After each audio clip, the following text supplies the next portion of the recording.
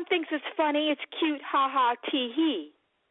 We have very, very, very, very famous people, people who have wonderful things that they're doing, but they're diabetic. I was watching the Martin Luther King service on a TV yesterday, and I'm going to comment. The keynote speaker was extremely dynamic. After he finished speaking, he went and sat down in a wheelchair.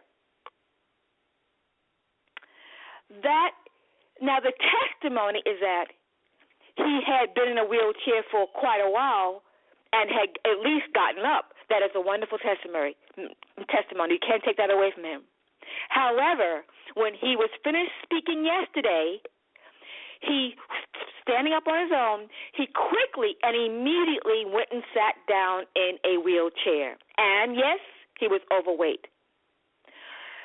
This is serious when we have renowned people, or it is for anyone. When you have renowned people, certainly, who don't get the connection between having too many donuts and what Job is talking about. And so you have nutritional deficiencies. I only gave you 2 craving symptoms. I didn't go, there were actually 4 categories that I have for you. Another one is if you're craving salty foods like potato chips and anything with salt on it. It's not that you are craving salt per se. It is a symptom that you have 2 problems.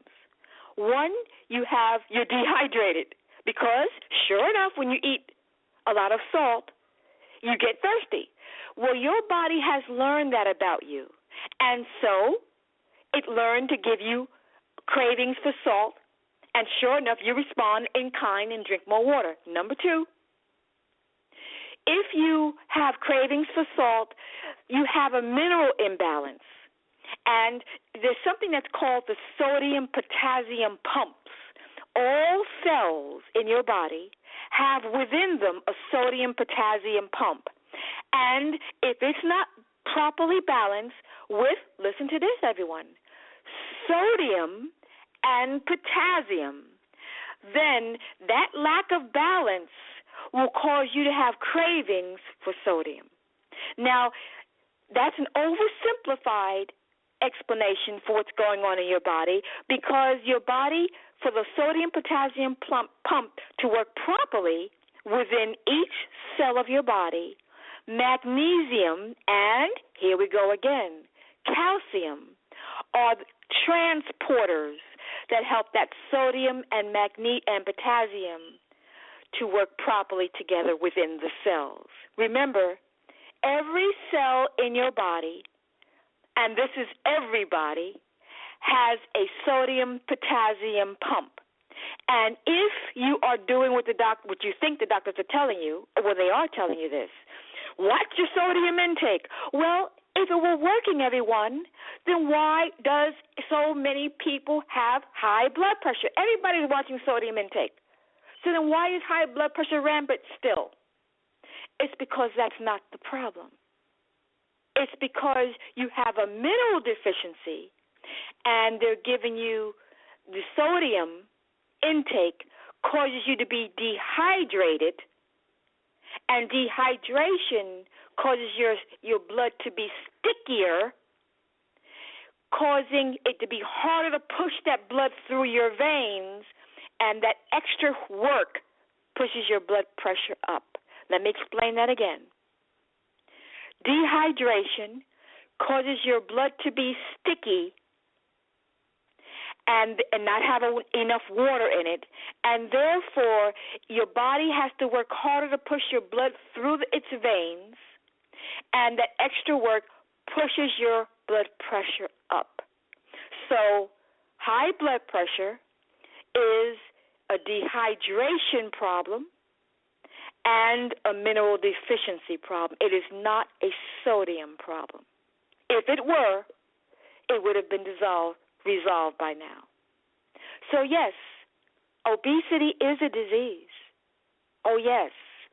but it's a disease of malnutrition, meaning everyone who is overweight is malnourished. How could we say that? People who are malnourished, they look like people in Biafra, right? They look like people who live in Africa. How can we say someone who's overweight is malnourished?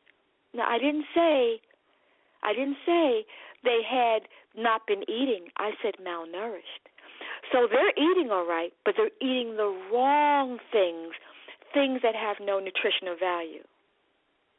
And if you eat nothing, like a starving child, they're malnourished. Or you can eat lots of things that have no value and still be malnourished. So it's a disease. Physical cause, number one, you're malnourished. Physical cause, number two, you have, how do we explain this? Physical cause number two, you have an environment that does not support healthy living. For example, many of us live in areas where we have food deserts. So the reason why I hesitated just then is because it's really similar to reason number one, malnourishment, but that's driven by politics. Many of us live in neighborhoods where there's no supermarket, or we have poor supermarkets, or the good food is very pricey. So number one is malnutrition, but number two, kind of like 1B, even when you find the food, even if you wanted to eat better, the food simply doesn't have the nutrition in it. That means everyone needs to supplement with vitamins. Next week, we're going to talk the emotional reasons, because many of you are still saying, but I go all day and don't eat at all. How can it be an addiction? I eat when I'm stressed. Well, Job surely was stressed, wasn't he? Lots of people are stressed. We don't have any record of Job being overweight. I don't recall that. Does anyone recall that Job was overweight? In fact, there's not much talk about people being overweight in biblical times at all.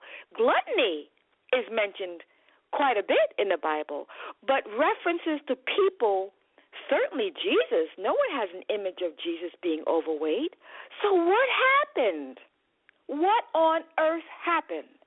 So we still have another area that we have to explore, and that's the emotional causes that undergird this thing called obesity. Now, why don't doctors tell you all this? Oh, guys, ladies and gentlemen, I don't know. They're doing a terrible disservice to all of you.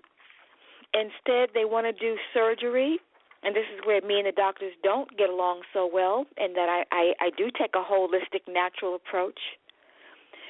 They'd rather do lap band surgery, where they're literally 85% of your stomach is removed, literally, and you're just left with a tube for a stomach.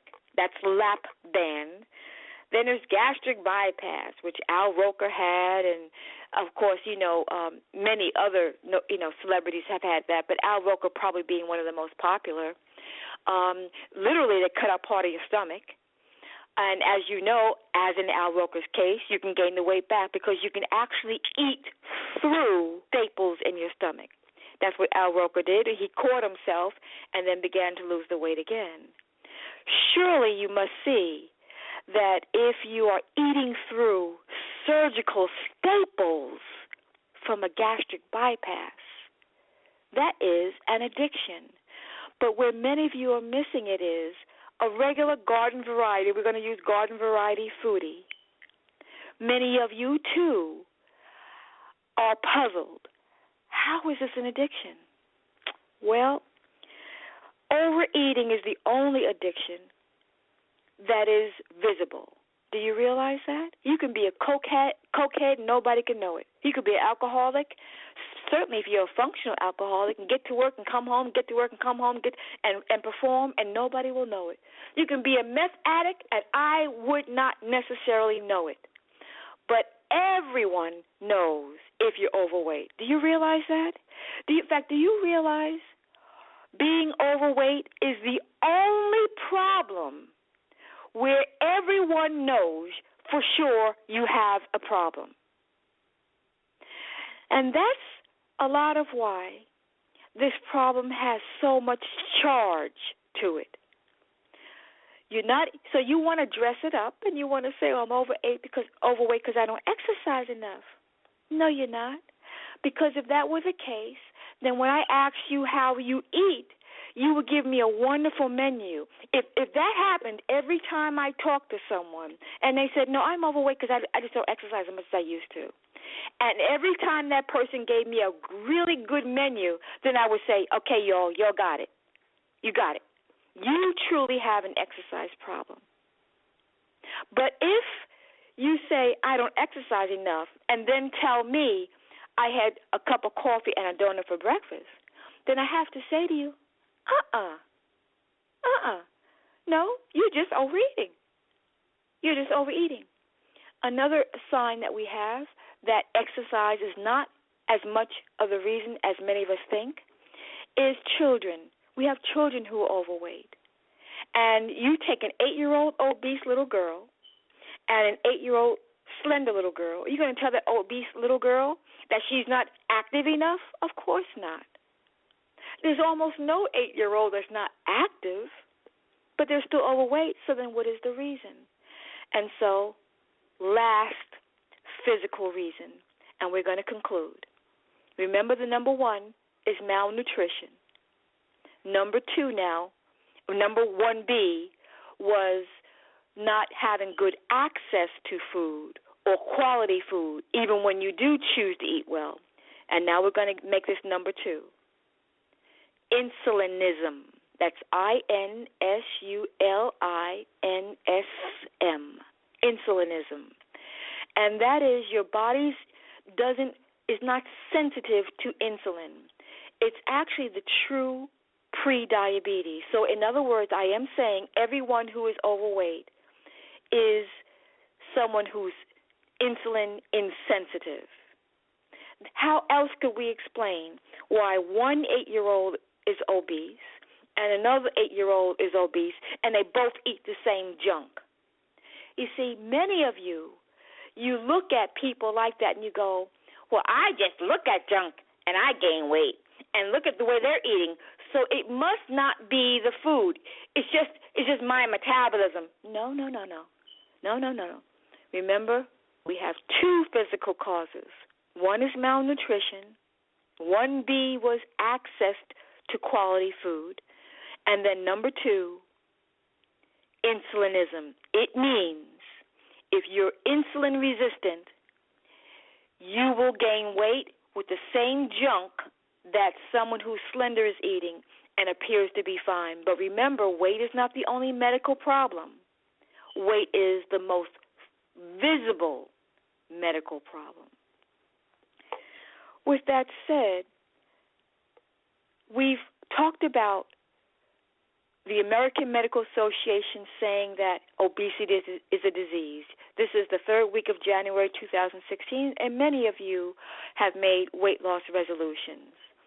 And yet we opened this broadcast with talk of Job, and the entire chapter is about his trials and tribulations, and it wasn't just a bad day. It was like, God, what is this? Why is all of this going wrong?